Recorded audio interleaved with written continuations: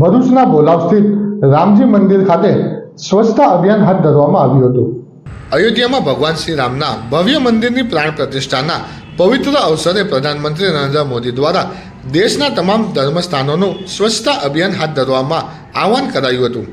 તારીખ 14 થી 22 જાન્યુઆરી સુધી ભરૂચ જિલ્લામાં પણ તમામ ધાર્મિક સ્થળોની જિલ્લા ભાજપ દ્વારા સાફ સફાઈ હાથ ધરાઈ રહી છે।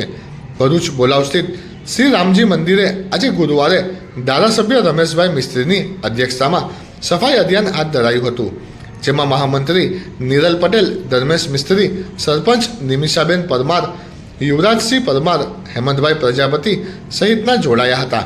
ધારાસભ્ય રમેશભાઈ મિસ્ત્રીએ 22 જાન્યુઆરી ભરૂચ જિલ્લામાં પણ રામ મંદિર પ્રાણ પ્રતિષ્ઠા મહોત્સવને ભવ્યથી ભવ્ય બનાવવા આહવાન કર્યું હતું।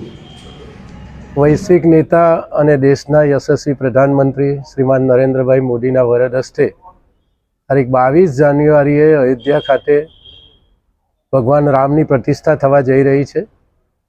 એમણે આહવાન આપ્યું છે 14 જાન્યુઆરીથી 22 જાન્યુઆરી સમગ્ર દેશમાં તમામ મંદિરોની સાફ સફાઈ ઝુંબેશ હાથ ધરવામાં આવે। એના ભાગરૂપે આજે ભોલાવ ગામમાં રામજી મંદિરમાં સફાઈનો કાર્યક્રમ કરવામાં આવ્યો છે। આ પહેલાં પણ મોઢેશ્વરી માતાના મંદિરે સફાઈ અભિયાન કરવામાં આવ્યું। જાડેશ્વરમાં પણ સફાઈ અભિયાન જાનકી આશ્રમમાં કરવામાં આવ્યું છે। છેલ્લા 14 જાન્યુઆરીથી વિવિધ વિસ્તારોમાં મંદિરો સફાઈના કાર્યક્રમો ચાલુ જ છે।